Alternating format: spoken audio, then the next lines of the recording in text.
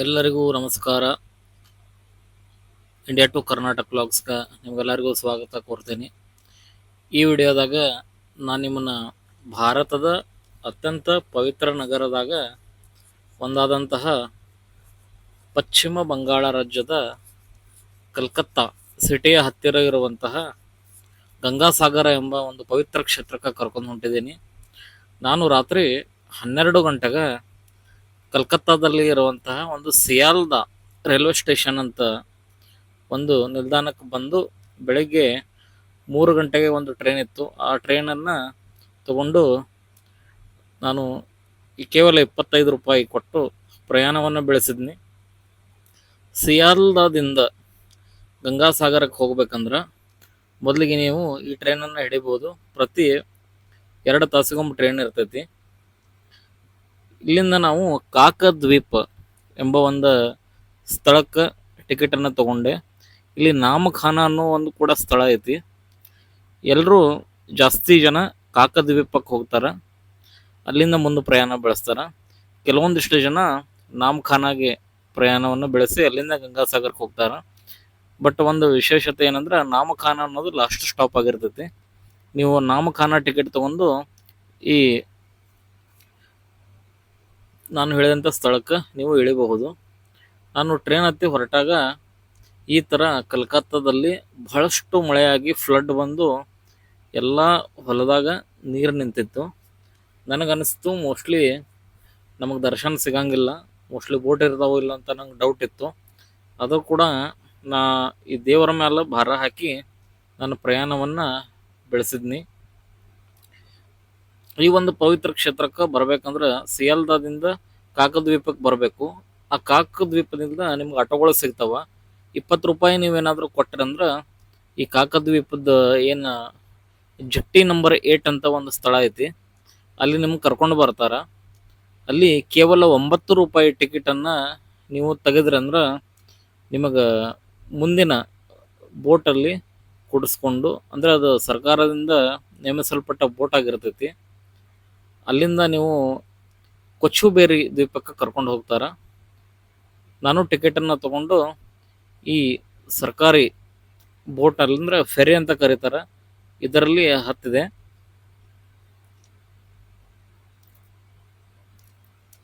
ಪ್ರತಿ ವರ್ಷ ಮಕರ ಸಂಕ್ರಾಂತಿ ದಿವಸ ಕೋಟ್ಯಾಂತರ ಭಕ್ತರು ಮೋಕ್ಷ ಮತ್ತು ಆಧ್ಯಾತ್ಮಿಕ ಜ್ಞಾನೋದಯಕ್ಕಾಗಿ ಈ ಪವಿತ್ರ ನೀರಿನಲ್ಲಿ ಸ್ನಾನ ಮಾಡಕ್ಕೆ ಬರ್ತಾರೆ. ಈ ಒಂದು ಪವಿತ್ರ ಸ್ಥಳ ಏನೈತಿಲ್ಲ, ಇದು ಪ್ರಬಲವಾದ ಗಂಗಾ ನದಿಯ ವಿಶಾಲವಾದ ಹಿಂದೂ ಮಹಾಸಾಗರವನ್ನು ಸಂಧಿಸ್ತಿದೆ ಅಂತ ನಾವು ಹೇಳಬಹುದು. ನಾವು ಈ ಪ್ರಯಾಣ ಬಹಳಷ್ಟು ಮೋಡಿ ಮಾಡಿತು ಅಂತ ಹೇಳಬಹುದು. ಇದು ಒಂದು ವಿಶಿಷ್ಟವಾದ ದ್ವೀಪ ಆಗೈತಿ. ಇದನ್ನು ನಾವು ಅನ್ವೇಷಣೆ ಮಾಡಿದಾಗ ಈ ಗಂಗಾಸಾಗರದ ಶ್ರೀಮಂತಿಕೆ, ಇತಿಹಾಸ, ಪುರಾಣ ಮತ್ತು ಸಾಂಸ್ಕೃತಿಕ ಪರಂಪರೆ ಏನು ಐತಿ ಅಂತ ನಾವು ತಿಳ್ಕೋಬಹುದು. ಜಟ್ಟಿ ನಂಬರ್ 8ಅಲ್ಲಿ ನಾವು 9 ರೂಪಾಯಿ ಕೊಟ್ಟು ಟಿಕೆಟ್ ತಗೊಂಡು 1 ತಾಸು ಪ್ರಯಾಣವನ್ನು ಮಾಡಬೇಕಾಕೈತಿ ಈ ಹಡಗಲ್ಲಿ. ಇಲ್ಲಿ ನಿಮಗೆ ಮನಮೋಹಕವಾದಂತಹ ದೃಶ್ಯಗಳು ನೋಡೋಕೆ ಸಿಗ್ತಾವ. ಸುಂದರವಾದ ಆಕಾಶ, ಜೋರಾಗಿ ಹರಿತಾ ಇರೋ ಗಂಗಾ ನದಿ. ನಿಮ್ಮ ಲೈಫಲ್ಲಿ ಈ ಎಕ್ಸ್ಪೀರಿಯನ್ಸ್ ಮಾಡಿರಂಗಿಲ್ಲ, ನೀವು ಖಂಡಿತವಾಗಿ ಇಲ್ಲಿ ಬರಲೇಬೇಕು. ಇಲ್ಲಿ ಬಹಳಷ್ಟು ಜನ ತೀರ್ಥ ಸ್ನಾನಕ್ಕಂತ ಬರ್ತಾರೆ. ನೋಡ್ತಾ ಇದ್ದೀರಿ ನೀವಾಗ ಎಷ್ಟು ಜನ ಈ ಬೋಟ್ದಾಗ ಅದಾರ ಅಂತ. ಪ್ರತಿ 2 ತಾಸಕ್ಕೊಮ್ಮೆ ಈ ಬೋಟ್ ಅಥವಾ ಫೆರಿ ಇರ್ತೈತಿ. ನಾವು ಕೊನೆಯದಾಗಿ ಈ ಕೊಚುಬೆರಿಯಾ ಅಂತ ಒಂದು ಪ್ಲೇಸ್ ಐತಿ, ಈ ಪ್ಲೇಸ್ಗೆ ನಾವು ಬಂದು ಮುಟ್ಟಿದ್ವಿ. ಅಲ್ಲಿ ಬಂದ ತಕ್ಷಣ ಕೆಲವೊಂದು ಟಾಟಾ ಎಸ್ದವ್ರು ಏನಂದ್ರೆ 2,000 ರೂಪಾಯಿ ಕೊಡ್ರಿ ನಿಮ್ಗೆ ಡೈರೆಕ್ಟಾಗಿ ಕಪಿಲ ಮುನಿ ಆಶ್ರಮಕ್ಕೆ ಬಿಡ್ತೇವೆ ಅಂತ ಹೇಳಿದ್ರು. ನಾವು ಇಲ್ಲ ಅಂತ ಹೇಳಿದ್ವಿ. ಹೀಗಾಗಿ 1-2 ಜನ ನನಗೆ ಫ್ರೆಂಡ್ಸ್ ಸಿಕ್ಕಿದ್ರು. ಇಲ್ಲಿ ನೀವು ಒಬ್ಬೊಬ್ಬರು ಬಂದರೆ ನಿಮಗೆ ರೂಮ್ ಸಿಗಂಗಿಲ್ಲ, ಯಾರಾದರೂ ಜೋಡಿ ಕರ್ಕೊಂಡು ಬರಲೇಬೇಕು, ಅಥವಾ ಇಲ್ಲಿ ಯಾರು ಬರ್ತಾರಲ್ಲ ಅವ್ರ ಜೊತೆ ಫ್ರೆಂಡ್ಶಿಪ್ ಮಾಡಬೇಕು. ನಮಗೆ 2 ಜನ ಫ್ರೆಂಡ್ಸ್ ಸಿಕ್ಕರು, ಅವ್ರಿಗೆ ಹಿಂದಿಯಲ್ಲಿ ಮಾತಾಡ್ಸಿನಿ. ನಾ ಕರ್ನಾಟಕದಿಂದ ಬಂದಿನಿ ಅಂತ ಹೇಳಂತಲೇ ಭಾಳಷ್ಟು ಖುಷಿ ಆಯ್ತು ಅವ್ರಿಗೆ. ಹೀಗಾಗಿ ನೀವು ನಮ್ಮ ಜೋಡಿ ಬರ್ರಿ, ನಾವು ಇಬ್ಬರು ಅದೇವಿ, ರೂಮ್ ಸಿಗ್ತೈತೆ ಅಂತ ಹೇಳಿದ್ರು. ಅವ್ರ ಜೊತೆ ನಾ ಆಟೋದಾಗ ಹತ್ತೀನಿ. ಆಟೋದಾಗ ಏನು ಮಾಡಿದಂದ್ರೆ 30 ಕಿಲೋಮೀಟ್ರ್ ಏನು ನಮಗೆ ರೂಟ್ ಇರ್ತೈತಿಲ್ಲ, ಒಬ್ಬರಿಗೆ 50 ರೂಪಾಯಿ ತೊಗೊಂಡ. ಹೀಗಾಗಿ ನಮ್ಮ ಜೋಡಿ ಇನ್ನೂ ಒಂದು 4 ಜನ ಬಂದರು. ಆ ಆಟೋದವನಿಗೆ ಪ್ರಾಫಿಟ್ ಆಯಿತು. ಹೀಗಾಗಿ ನಮಗೆ ಕೇವಲ 50 ರೂಪಾಯಿಯಲ್ಲಿ 30 ಕಿಲೋಮೀಟ್ರ್ ಟ್ರಾವೆಲಿಂಗ್ ಮಾಡಿಸಿದ್ ನಮಗೆ. ಹೋಗುವಾಗ ಈ ಥರ ನಮಗೆ ಹಚ್ಚ ಹಸಿರಿನ ವಾತಾವರಣ ನಾವು ನೋಡೋಕೆ ಸಿಕ್ತು. ಕರ್ನಾಟಕದಲ್ಲಿ ಬಹಳಷ್ಟು ಮಳೆ ಆಗ್ತಾ ಇತ್ತು, ಬಟ್ ಇಲ್ಲಿ ಯಾವುದೇ ಥರ ಮಳೆ ಇರಲಿಲ್ಲ, ಬಹಳಷ್ಟು ಬಿಸಿಲಿತ್ತು. ಬೆಳಗ್ಗೆ ಇಲ್ಲಿ ಮಳೆ ಇರಂಗಿಲ್ಲ, ರಾತ್ರಿ ಆಕೈತಿ. ಹೀಗಾಗಿ ಬೆಳಗ್ಗೆ ಬಿಸಿಲು ಇರೋದ್ರಿಂದ ನಮಗೆ ಈ ಕಡೆ ಎಲ್ಲ ತಿರುಗಾಡಕ್ಕೆ ಬಹಳಷ್ಟು ಅನುಕೂಲ ಆಯ್ತಂತ ನಾ ನಿಮ್ಗೆ ಹೇಳಕ್ಕೆ ಇಷ್ಟಪಡ್ತೀನಿ. ಈ ಗಂಗಾಸಾಗರ ವಿಶೇಷತೆ ಏನಂದ್ರೆ, ಹಿಂದೂ ಧರ್ಮದಲ್ಲಿ ಇರುವಂತಹ ಪ್ರತಿಯೊಬ್ಬ ವ್ಯಕ್ತಿ 12 ಜ್ಯೋತಿರ್ಲಿಂಗದ ದರ್ಶನ ಮತ್ತು ಚಾರಧಾಮಗಳ ದರ್ಶನ ಆದಮೇಲೆ ಅವನು ಕೊನೆಗೆ ಗಂಗಾ ನದಿ ಮತ್ತು ಈ ಬಂಗಾಳ ಕೊಲ್ಲಿ ಎರಡೂ ಸೇರಿರುವಂಥ ಒಂದು ಪವಿತ್ರವಾದ ಸ್ಥಳಕ್ಕೆ ಬಂದ ಸ್ನಾನ ಮಾಡಿದಂದ್ರೆ ಅವನಿಗೆ ಹಿಂದೂ ಧರ್ಮದಲ್ಲಿ ಹುಟ್ಟಿದ ಸಾರ್ಥಕ ಆಗ್ತೈತಿ ಮತ್ತು ಆತನಿಗೆ ಮೋಕ್ಷ ಕೂಡ ಲಭಿಸ್ತು ಅಂತ ಈ ಪುರಾಣಗಳು ಮತ್ತು ಇತಿಹಾಸಗಳಲ್ಲಿ ಹೇಳಿದ್ದಾರೆ. ಅದಕ್ಕೆ ಬಹಳಷ್ಟು ಜನ ಇಲ್ಲಿ ಬರ್ತಾರೆ. ಈ ದಕ್ಷಿಣ ಭಾರತದಲ್ಲಿ ಈ ಪವಿತ್ರ ಕ್ಷೇತ್ರಗಳ ಬಗ್ಗೆ ಅಷ್ಟೊಂದು ಮಾಹಿತಿ ಇಲ್ಲ. ಕೊನೆಯದಾಗಿ ನಾವು ಗಂಗಾಸಾಗರವನ್ನು ತಲುಪಿದ ಬಳಿಕ ಇಲ್ಲಿ ಒಂದು ಪ್ರೈವೇಟ್ ರೂಮ್ ಮಾಡೋಕೆ ಡಿಸಿಷನ್ ತೊಗೊಂಡ್ವಿ. ಈ ರೂಮ್ ಮಾಡ್ಬೇಕಂದ್ರೆ ಸಮುದ್ರದಿಂದ ಕೇವಲ 100 ಮೀಟರ್ ಅಂತರದಾಗ ಐತಿ. ಸಮುದ್ರದ ಅಲೆಗಳ ಆವಾಜ್ ನಿಮಗೆ ಇಲ್ಲಿ ಕೇಳ್ತೈತಿ. ಕೇವಲ ಡಬಲ್ ಬೆಡ್ಗೆ 800 ರೂಪಾಯಿನ ಇಲ್ಲಿ ತೊಗೊಳ್ತಾರೆ. ಎ ಸಿ ಆದ್ರೆ 1500 ರೂಪಾಯಿ ತೊಗೊಳ್ತಾರೆ. ನನ್ನ ಡಾಕ್ಯುಮೆಂಟ್ಸ್ ಎಲ್ಲ ಕೊಟ್ಟು ಈ ರೂಮನ್ನು ಕೀ ತೊಗೊಂಡೆ. ರೂಮ್ ಬಹಳಷ್ಟು ಸುಂದರವಾಗಿತ್ತು. ಈ ಕಪಿಲ ಮುನಿ ಆಶ್ರಮ ಕೂಡ ಸಮೀಪಿತ್ತು ಮತ್ತು ಈ ಸಮುದ್ರದ ದಂಡೆ ಕೂಡ ಸಮೀಪಿತ್ತು. ಹೀಗಾಗಿ ನಾನು ಕೊಟ್ಟಿದ್ದ ದುಡ್ಡು ವರ್ತ್ ಅಂತ ನನಗೆ ಅನಿಸ್ತು. ಈ ಥರ ಒಳಗಡೆ ಹೋದಾಗ ಡಬಲ್ ಬೆಡ್ ಕೊಟ್ಟಿರ್ತೈತಿ. ಈ ಥರ ಬಟ್ಟೆ ಒಣಗಾಕ ಮೇಲೆ ಕಾಟ್ ಮೇಲೆ ಒಂದು ಆಪ್ಷನ್ ಕೊಟ್ಟಿದ್ದಾರೆ. ಸ್ವಚ್ಛವಾದ ಟಾಯ್ಲೆಟ್ ಬಾತ್ರೂಮ್ ಕೂಡ ವ್ಯವಸ್ಥೆಯಲ್ಲಿ ಮಾಡಿದ್ದಾರೆ.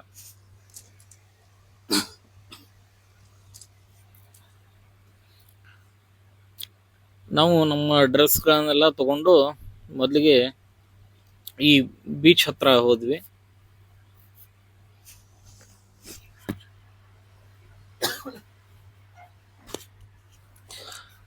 ಈ ವಿಶಾಲವಾದ ಸಮುದ್ರದ ಅಲೆಗಳು ಬಹಳಷ್ಟು ಭಯಾನಕವಾಗಿ ಬರ್ತಾ ಇತ್ತು. ನಾನು ಬೇರೆ ಬೇರೆ ಸಮುದ್ರಗಳನ್ನು ನೋಡಿದ್ದೀನಿ, ಸ್ವಚ್ಛವಾಗಿ ಹರಿತಾ ಇತ್ತು. ಬಟ್ ಇದು ಸ್ವಲ್ಪ ಕಪ್ಪು ಬಣ್ಣದಾಗಿತ್ತು, ರಾಡಿ ನೀರಿತ್ತು. ಕೊನೆಯದಾಗಿ ಸ್ನಾನವನ್ನು ಮುಗಿಸಿ ಬಟ್ಟೆ ಎಲ್ಲ ಬದಲಾಯಿಸ್ಕೊಂಡು ನಾವು ಬಂದಿದ್ದು ಈ ಕಪಿಲ ಮುನಿ ಆಶ್ರಮಕ್ಕೆ.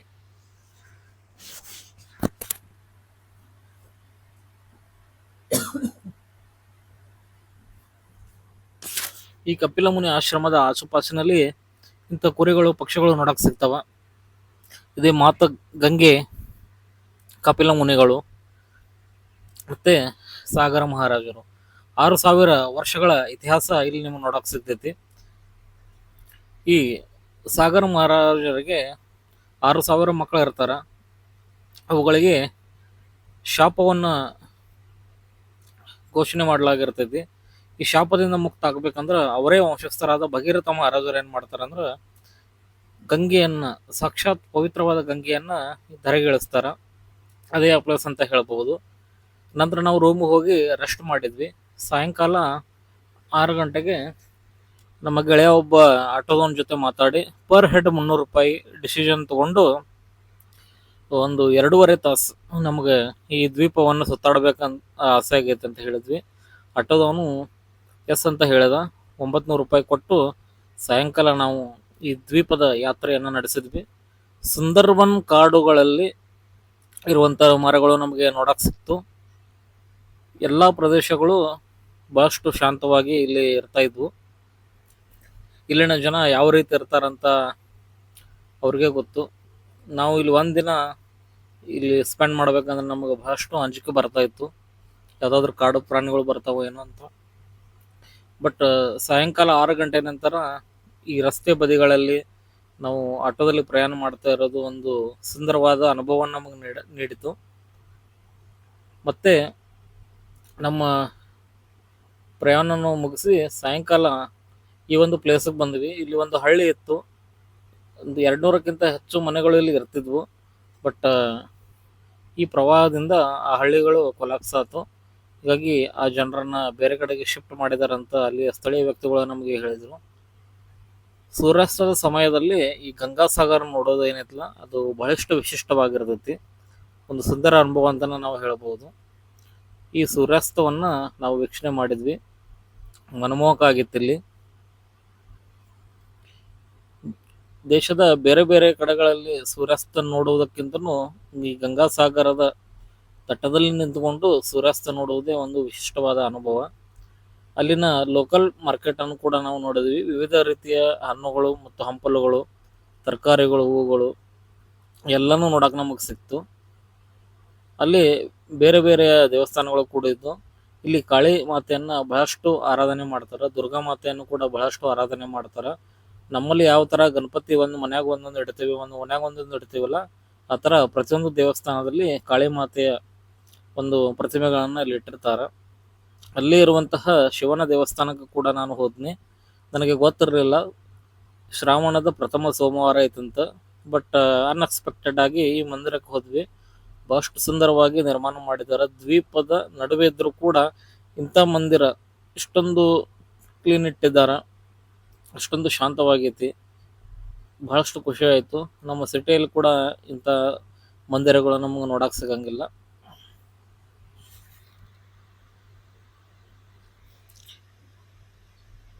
ಇಲ್ಲಿ ನಾವು ಒಂದು ಅರ್ಧ ಗಂಟೆ ಸ್ಪೆಂಡ್ ಮಾಡಿದ್ವಿ. ಅಲ್ಲಿಂದ ಮತ್ತೆ ಇನ್ನೊಂದು ಮಂದಿರಕ್ಕೆ ಆಟೋದನ್ನು ಕರ್ಕೊಂಡು ಹೋದ. ಸಾಕ್ಷಾತ್ ಗಂಗಾಮಾತೆಯ ಚಿತ್ರ, ದುರ್ಗಾಮಾತೆಯ ಚಿತ್ರಗಳು ನಮಗೆ ನೋಡಕ್ಕೆ ಸಿಕ್ಕು. ಅಲ್ಲಿ ಸ್ಥಳೀಯ ಕಲೆಗಳು, ಪರಂಪರೆಯನ್ನು ಬಿಂಬಿಸುವಂತಹ ಕೆಲವೊಂದಿಷ್ಟು ಮೂರ್ತಿಗಳು ಕೂಡ ನಮಗೆ ನೋಡಕ್ಕೆ ಸಿಕ್ತು. ಇಂಥ ಒಂದು ಮೂರ್ತಿಗಳು, ದೇವಸ್ಥಾನಗಳನ್ನು ನನ್ನ ಜೀವಮಾನದಲ್ಲಿ ಬಹಳಷ್ಟು ಒಂದು ರಾಜ್ಯಗಳನ್ನ ತಿರುಗಾಡಿದ್ರು ಕೂಡ ನನಗೆ ನೋಡಕ್ಕೆ ಸಿಕ್ಕಿರಲಿಲ್ಲ. ಈ ವಿಶಿಷ್ಟವಾದ ಮೂರ್ತಿಗಳು ನನಗೆ ಈ ಗಂಗಾಸಾಗರದಲ್ಲಿ ಮಾತ್ರ ನೋಡಕ್ಕೆ ಸಿಕ್ತು. ಶಿವನ ದರ್ಶನವನ್ನು ಕೂಡ ನಾವು ಪಡೆದುಕೊಂಡ್ವಿ. ಪ್ರತಿ ವಾರ ನಮ್ಮ ಊರಲ್ಲಿ ಶಂಕರಲಿಂಗ ದೇವಸ್ಥಾನಕ್ಕೆ ಹೋಗ್ತಾ ಇದ್ನಿ. ಬಟ್ ಈ ಸಲ ಮಿಸ್ ಆಯಿತು. ಅದೇ ಶಂಕರಲಿಂಗನ ಈ ದ್ವೀಪದಲ್ಲಿ ನಾನು ಆಶೀರ್ವಾದ ಪಡೆದುಕೊಂಡು ಬಹಳಷ್ಟು ಖುಷಿ ಆಯಿತು. ಅಲ್ಲಿಂದ ನಾವು ಹೊರಟಿದ್ದು ಈ ರಾಮಕೃಷ್ಣ ಮಿಷನ್ ಎಂಬ ಸ್ಥಳಕ್ಕೆ. ಈ ದ್ವೀಪದಲ್ಲಿ ಕೂಡ ರಾಮಕೃಷ್ಣ ಮಿಷನ್ ಆಶ್ರಮ ಐತಂದ್ರೆ ನಮ್ಗೆ ನಂಬಕ್ಕಾಗಲಿಲ್ಲ. ಒಳಗಡೆ ಹೋದಾಗ ಈ ಥರ ಸುಂದರವಾದ ವಾತಾವರಣ ಇತ್ತು, ಬಹಳಷ್ಟು ಶಾಂತವಾಗಿತ್ತು.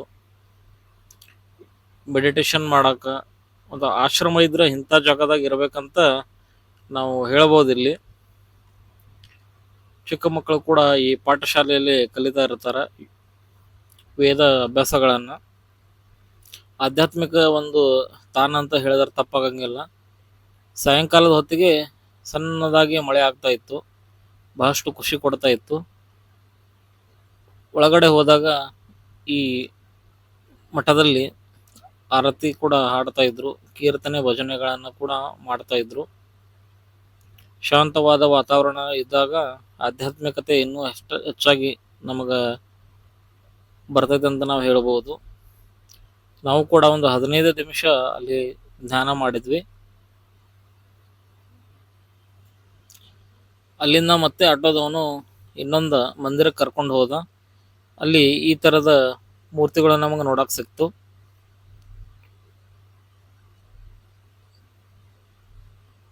ಇದು ಸಮುದ್ರ ಮಂಥನ ನಡೆಯುವಾಗ ಈಗಿನ ಚಿತ್ರ ಅಂತ ನಾವು ಹೇಳಬಹುದು. ಅದ್ಭುತವಾದ ಕಲಾಕೃತಿಗಳು ನಮಗೆ ಇಲ್ಲಿ ನೋಡಕ್ ಸಿಕ್ತು. ಮನಸ್ಸು ಬಹಳಷ್ಟು ಖುಷಿ ಆಯಿತು.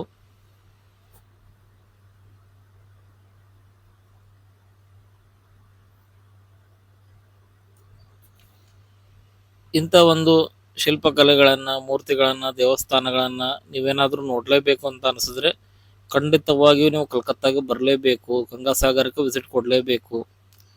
ಮತ್ತೆ ನಾವು ರೂಮಿಗೆ ಹೋಗಿ ರೆಸ್ಟ್ ಮಾಡಿದ್ವಿ, ಮತ್ತೆ ಊಟ ಮಾಡಿ ಮಲ್ಕೊಂಡ್ವಿ. ಬೆಳಗ್ಗೆ ಎದ್ದ ತಕ್ಷಣ ಮತ್ತೆ ಸಮುದ್ರ ಸ್ನಾನಕ್ಕೆ ಬರಬೇಕಂತ ಹೋದ್ವಿ. ಆದರೆ ಸಮುದ್ರ ಬಹಳಷ್ಟು ಕಠೋರವಾಗಿತ್ತು, ಕಠಿಣವಾಗಿತ್ತು. ಪ್ರಬಲವಾಗಿ ಅಲೆಗಳು ಬರ್ತಾ ಇದ್ವು. ಅಲ್ಲಿಂದ ನಾವು ಭಾರತ ಸೇವಾ ಆಶ್ರಮಕ್ಕೆ ಬಂದು ಅಲ್ಲಿ ಕೂಡ ಒಂದು ಪೂಜೆ ನಡೀತಾ ಇತ್ತು. ಇಲ್ಲಿ ವ್ಯವಸ್ಥೆ ಕೂಡ ಇದೆ ಇಳ್ಕೊಳ್ಳಿಕ್ಕೆ. ಮಿನಿಮಮ್ 2 ಜನ ಇರಬೇಕು. 250 ರೂಪಾಯಿ ಚಾರ್ಜ್ ಮಾಡ್ತಾರಂತ. ಊಟದ ವ್ಯವಸ್ಥೆ ಕೂಡ ಇವರೇ ಮಾಡ್ತಾರಂತೆ. ಇವ್ರ ನಂಬರ್ನ ಡಿಸ್ಕ್ರಿಪ್ಷನ್ದಾಗ ಹಾಕಿರ್ತೀನಿ. ಇಲ್ಲಿ ಬಂದ್ರಂದ್ರೆ ನೀವು ಅವ್ರಿಗೆ ಕಾಲ್ ಮಾಡಿ ಬುಕ್ಕಿಂಗ್ ಮಾಡ್ಕೊಂಡು ಬಂದು ಇಲ್ಲಿ ಇರಬೇಕಂತ ಹೇಳ್ತೀನಿ. ಸುಂದರವಾದ ವಾತಾವರಣ ಇಲ್ಲೂ ಕೂಡ ನಿಮಗೆ ನೋಡಕ್ಕೆ ಸಿಕ್ತು. ಆಶ್ರಮವನ್ನು ಬಹಳಷ್ಟು ಚೆನ್ನಾಗಿ ಮೇಂಟೈನ್ ಮಾಡಿದ್ದಾರೆ. ನಾವು ಹೋದಾಗ ಅಲ್ಲಿನ ಪುರೋಹಿತರು ಆರತಿ ಮಾಡೋಕೆ ರೆಡಿ ಆಗಿದ್ರು, ಶಂಖವನ್ನು ಊದ್ತಾ ಇದ್ರು, ಪಾಸಿಟಿವ್ ವೈಬ್ಸನ್ನು ಕೊಡ್ತಾ ಇದ್ರು. ಅಲ್ಲಿ ಕೂಡ ಸಣ್ಣ ಶಿವನ ಒಂದು ಲಿಂಗ ಕೂಡ ಇದೆ, ವಿಗ್ರಹಗಳು ಕೂಡ ಇದಾವ. ಅವುಗಳ ದರ್ಶನವನ್ನು ಕೂಡ ನಾವು ತಗೊಂಡ್ವಿ.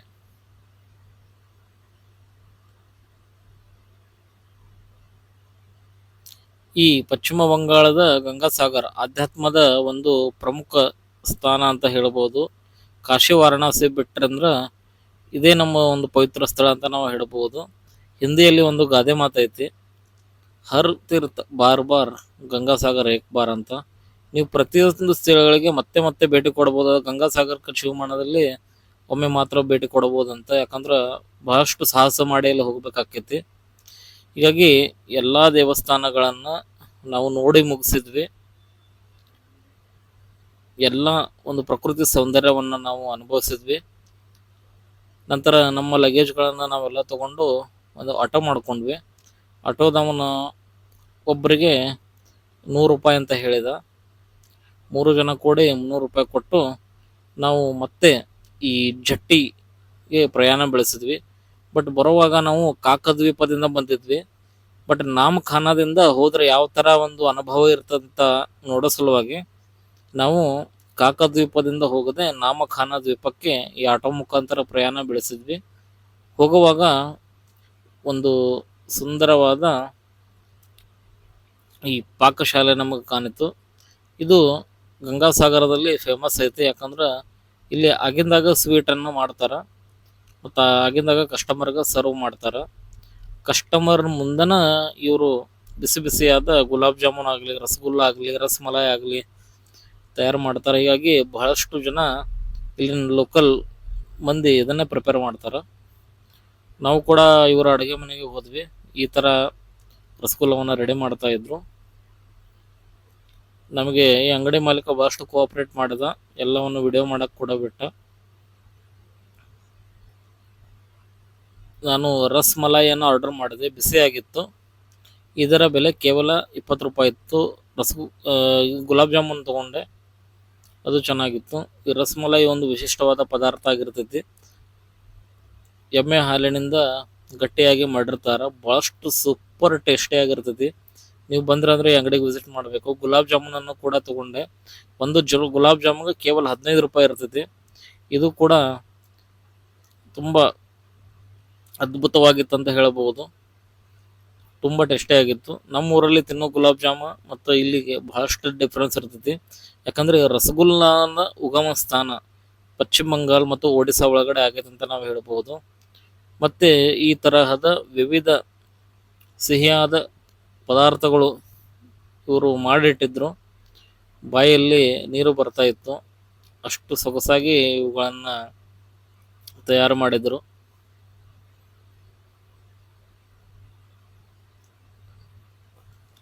ಅದ್ಭುತವಾದ ಪಾಕಗಳು ನಿಮಗೆ ಪಶ್ಚಿಮ ಬಂಗಾಳಲ್ಲಿ ನೋಡೋಕೆ ಸಿಗ್ತಾವೆ. ನೀವು ಬಂದ್ರಂದ್ರೆ ದಯವಿಟ್ಟು ಮಿಸ್ ಮಾಡೋಕೆ ಹೋಗ್ಬೇಡ್ರಿ, ಈ ಅಂಗಡಿಗೆ ಭೇಟಿ ನೀಡ್ರಿ. ಕೊನೆಯದಾಗಿ ನಾವು ಮತ್ತೆ ಆಟೋವನ್ನು ಹತ್ತಿ ಈ ನಾಮಖಾನ ಪೋರ್ಟಿಗೆ ಬಂದ್ವಿ. ಅಲ್ಲಿ ನಮ್ಮ ಒಂದು ಬೋಟ್ ರೆಡಿ ಆಗಿತ್ತು. ಮಾ ತಾರಿಣಿ ಅಂತ ಇದ್ರ ಹೆಸರು. ಇದು ಕರೆಕ್ಟ್ 1 ಗಂಟೆ 15 ನಿಮಿಷಕ್ಕೆ ಅಲೌ ಮಾಡ್ತಾರೆ. ಟಿಕೆಟನ್ನು ಕೊಡ್ತಾರೆ. 40 ರೂಪಾಯಿ ಟಿಕೆಟ್ ತೊಗೊಂಡ್ರು ನಮ್ಗೆ. ಅಲ್ಲಿಂದ 1:15ಗೆ ನಮ್ಮ ಬೋಟು ಸ್ಟಾರ್ಟ್ ಆಯಿತು. ಹೋಗುವಾಗ ಗಂಗಾ ನದಿಯ ಮೇಲೆ ನಾವು ಹಾಸಿ ಹೋಗಬೇಕಾಗಿತ್ತು. ಹೀಗಾಗಿ ಬಹಳಷ್ಟು ರಭಸವಾಗಿ ಗಂಗಾ ನದಿ ಹರಿತಾ ಇತ್ತು. ಅದ್ಭುತವಾದ ನೋಟಗಳು ನಮಗಿಲ್ಲಿ ನೋಡೋಕೆ ಸಿಕ್ತು. ಕಾಶಿ ವಾರಣಾಸಿಯಲ್ಲಿ ಗಂಗಾ ನದಿ ಶಾಂತವಾಗಿ ಹರಿದ್ರೆ ಇಲ್ಲಿ ರೌದ್ರವಾಗಿ ಹರಿತೈತಿ ಮತ್ತು ಸಮುದ್ರವನ್ನು ಸೇರ್ತೈತಿ. ಹೀಗಾಗಿ ಈ ವಿಶಿಷ್ಟವಾದ ಸ್ಥಳಕ್ಕೆ ಒಂದು ಅದ್ಭುತವಾದ ಕ್ಷೇತ್ರ ಅಂತಲೂ ಕರೀತಾರೆ.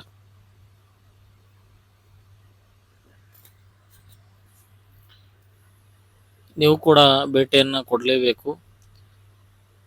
ಈ ನಾಮಖಾನನ್ನ ಮುಟ್ಟಾಕ 1 ತಾಸಿನ ಅವಧಿ ತಗೊಳ್ತೈತಿ. ನಾನು ನಿಮಗೆ ಸಜೆಸ್ಟ್ ಮಾಡೋದೇನಂದ್ರೆ, ದಯವಿಟ್ಟು ನೀವು ಕಾಕದ್ವೀಪದಿಂದನೇ ಎಂಟರ್ ಆಗ್ರಿ ಗಂಗಾಸಾಗರಕ್ಕೆ. ಮತ್ತು ಎಕ್ಸಿಟ್ ಕೂಡ ನೀವು ಆಗ್ಬೇಕಂದ್ರೆ ಕಾಕದ್ವೀಪಕ್ಕೆ ಆಗ್ರಿ. ಯಾಕಂದ್ರೆ ನಾವು ಏನು ಬೋಟ್ ಹತ್ತಿದ್ವಲ್ಲ, ಅದರಲ್ಲಿ ಸುಮಾರು 40ಕ್ಕಿಂತ ಹೆಚ್ಚು ಜನ ಇದ್ವಿ. ಒಂದು 15-20 ನಿಮಿಷ ಹೋದ ತಕ್ಷಣ ಅಲ್ಲಿ ಬೋಟ್ಗೆ ಗೇರ್ ಬೀಳಿಲ್ಲ. ಹೀಗಾಗಿ ಬೋಟ್ ಆ ಕಡೆಯಿಂದ ಈ ಕಡೆ ಹೊಳ್ಳಾಡಕ್ಕೆ ಸ್ಟಾರ್ಟ್ ಆಯಿತು. ನಾವು ಕೂಡ ಹೆದರಿದ್ವಿ. ಇನ್ನೊಂದು ಸ್ವಲ್ಪರಾಗ ಈ ನದಿ ನೀರು ನಮ್ಮ ಹಡಗನ್ನು ಪ್ರವೇಶ ಮಾಡಿ ನಾವೆಲ್ಲರೂ ಮುಳುಗಿ ಹೋಗ್ತಿದ್ವಿ. ಅಷ್ಟು ಡೇಂಜರಸ್ ಇರ್ತೈತಿ. ಯಾಕಂದ್ರೆ ಈ ಒಂದು ಏನು ಹಾದಿ ಐತಲ್ಲ, ಇದು ಬಹಳಷ್ಟು ದುರ್ಗಮ ಆಗೈತಿ, ಭಯಂಕರ ಆಗೈತಿ. ಹೀಗಾಗಿ ಇಲ್ಲಿನ ಬೋಟ್ಗಳು ಏನದಾವಲ್ಲ ಅಷ್ಟೊಂದು ಸ್ಟ್ಯಾಂಡರ್ಡ್ ಇಲ್ಲ, ಬಹಳಷ್ಟು ಹಳೆಯ ಇಂಜಿನ್ ಅದಾವ. ಹೀಗಾಗಿ ನಿಮ್ಮ ಜೀವನದಲ್ಲಿ ರಿಸ್ಕ್ ತಗೊಂಡು ನೀವು ನಾಮಖಾನದಿಂದ ಗಂಗಾಸಾಗರಕ್ಕೆ ಬರಕ್ಕೆ ಹೋಗ್ಬೇಡ್ರಿ. ಕಾಕದ್ವೀಪಕ್ಕೆ ಟಿಕೆಟ್ ತಗೊಂಡು ಅಲ್ಲಿಂದನ ನೀವು ಬರ್ರಿ ಅಂತ ನಾನು ನಿಮ್ಗೆ ಕೇಳ್ಕೊತೀನಿ. ನಿಮ್ಮ ಫ್ರೆಂಡ್ಸ್ ಯಾರಾದರೂ ಹೋಗ್ತಾ ಇದ್ರಂದ್ರೆ ಅವರಿಗೂ ಈ ವಿಡಿಯೋ ಶೇರ್ ಮಾಡ್ರಿ, ಅದರಿಂದ ಅವ್ರಿಗೂ ಕೂಡ ಬೆನಿಫಿಟ್ ಆಗ್ತೈತಿ.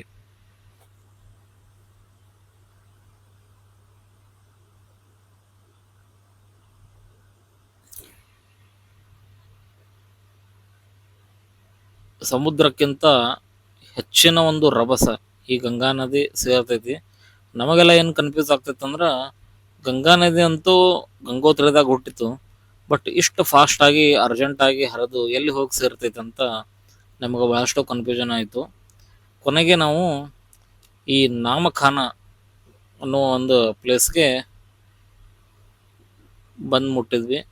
ಈ ಥರದ ವಿವಿಧ ಹಡಗುಗಳು ನಮ್ಗೆ ನೋಡೋಕೆ ಸಿಕ್ತು. ಇಲ್ಲಿನ ಹೆಚ್ಚಿನ ಜನರು ಈ ಮೀನುಗಾರಿಕೆಯನ್ನು ಅವಲಂಬನೆ ಮಾಡಿದ್ದಾರೆ. ಇಲ್ಲಿ ವೆಜಿಟೇರಿಯನ್ ಫುಡ್ ಸಿಗೋದು ಭಾಳಷ್ಟು ಕಠಿಣ ಐತಿ. ನಾನ್ ವೆಜ್ ಫುಡ್ಡನ್ನು ಎಲ್ಲರೂ ಪ್ರಿಪೇರ್ ಮಾಡ್ತಾರೆ. ಮೀನಾಗಿರ್ಬೋದು, ಅಥವಾ ಕೋಳಿ ಆಗಿರಬಹುದು, ಕುರಿ ಆಗಿರ್ಬೋದು, ಇವುಗಳನ್ನ ಜನ ಹೆಚ್ಚು ಇಲ್ಲಿ ಕನ್ಸ್ಯೂಮ್ ಮಾಡ್ತಾರೆ. ಪ್ಯೂರ್ ವೆಜಿಟೇರಿಯನ್ ಆಗಿದ್ರೆ ಊಟ ಸಿಗೋದು ಮುಸ್ಕಿಲ್ ಐತಿ. ಹೀಗಾಗಿ ಅಲ್ಲಿ ನೀವು ದಾಲ್ ಚಾವಲ್ ಅಂತ ಹೇಳಿದ್ರೆ, ಪ್ಯೂರ್ ವೆಜ್ ಅಂತ ಹೇಳಿದ್ರೆ ನಿಮಗೆ ಕೊಡ್ತಾರೆ. ಮತ್ತು ಅದು ಬಿಟ್ಟು ಬೇರೆ ಕಡೆ ಏನು ತಿನ್ನಕ್ಕೆ ಹೋಗ್ಬೇಡ್ರಿ. ಯಾಕಂದ್ರೆ ನಾನ್ ವೆಜ್ಗೆ ಯೂಸ್ ಮಾಡಿದಂಥ ಚಮಚಗಳ ತವಾನು ಯೂಸ್ ಮಾಡಿ ನಿಮಗೆ ಫುಡ್ಡನ್ನು ಬಡಿಸ್ತಾರೆ. ಅದ್ರ ಸಲುವಾಗಿ ಒಂದು ರಿಕ್ವೆಸ್ಟ್ ಏನಂದ್ರೆ, ದಯವಿಟ್ಟು ತಾವು ದಾಲ್ ರೈಸನ್ನು ಪ್ರಿಪೇರ್ ಮಾಡಿರಿ. ಕೊನೆಗೆ ನಾವು ನಾಮಖಾನವನ್ನು ತಲುಪಿದ್ವಿ. ಈ ಥರ ಬ್ರಿಡ್ಜನ್ನು ಈ ನದಿಯ ಮೇಲೆ ಕೂಡ ಕಟ್ಟಿದ್ದಾರೆ. ಮನಮೋಹಕವಾಗಿತ್ತು ಎಲ್ಲ ದೃಶ್ಯಗಳು. ಕೊನೆಗೆ ನಾವು ಬಂದು ತಲುಪಿದ್ವಿ. 3 ಗಂಟೆಗೆ ಬಂದು ಮುಟ್ಟಿದ ತಕ್ಷಣ ಅಲ್ಲಿಂದ ಕೂಡ ಒಂದು ನಮ್ಗೆ ಲೋಕಲ್ ಟ್ರೈನ್ ಹಿಡಿಬೇಕಾಕೈತಿ. 25 ರೂಪಾಯಿ ಕೊಟ್ಟು ನಾವು ಸಿಯಾಲ್ದಾಗೆ ಒಂದು 3 ಟಿಕೆಟನ್ನು ತೊಗೊಂಡ್ವಿ. ಅಂದರೆ ಒಬ್ಬರಿಗೆ 25 ರೂಪಾಯಿ ತೊಗೊಳ್ತಾರೆ. ಟ್ರೈನ್ ಸ್ಟ್ಯಾಂಡಲ್ಲಿ ನೀವು ಅಡ್ವಾನ್ಸ್ 10 ನಿಮಿಷಕ್ಕಿಂತ ಮೊದಲೇ ಇರಬೇಕು. ಯಾಕಂದರೆ ಇಲ್ಲಿ ಲೋಕಲ್ ಟ್ರೈನ್ಗಳು ಭಾಳಷ್ಟು ಫಾಸ್ಟಾಗಿ ಮೂವ್ಮೆಂಟ್ ಆಗ್ತಿರ್ತಾವೆ. ಕೊನೆಗೆ ನಾವು ರಾತ್ರಿ 8:30ಗೆ ಸಿಯಾಲ್ದಾಗೆ ಬಂದು ಮುಟ್ಟಿದ್ವಿ. ಹೀಗೆ ನನ್ನ ಗಂಗಾ ಸಾಗರ ಯಾತ್ರೆನ ಕಂಪ್ಲೀಟ್ ಮಾಡಿ ಅಲ್ಲಿಂದ ಒಂದು ಹಾಸ್ಟೆಲ್ಗೆ ಹೋದೆ. ಅಲ್ಲಿ ರೂಮ್ ಮಾಡಿದೆ. ಅಲ್ಲಿ 2 ದಿನ ಸ್ಟೇ ಇದ್ದು ಅಲ್ಲಿಂದ ನಾನು ಮುಂಬೈಗೆ ಫ್ಲಾಟ್ ತೊಗೊಂಡು ನಮ್ಮ ಊರ ಕಡೆ ಪ್ರಯಾಣ ಬೆಳೆಸಿದೆ. ಈ ವಿಡಿಯೋ ನೀವು ದಯವಿಟ್ಟು ಶೇರ್ ಮಾಡಿ. ಇಲ್ಲಿಗೆ ನನ್ನ ಗಂಗಾಸಾಗರ ಯಾತ್ರೆ ಮುಗಿಸ್ತಾ ಇದ್ದೀನಿ. ಎಲ್ಲರಿಗೂ ವಿಡಿಯೋ ನೋಡಿದ್ದಕ್ಕೆ ಧನ್ಯವಾದಗಳು.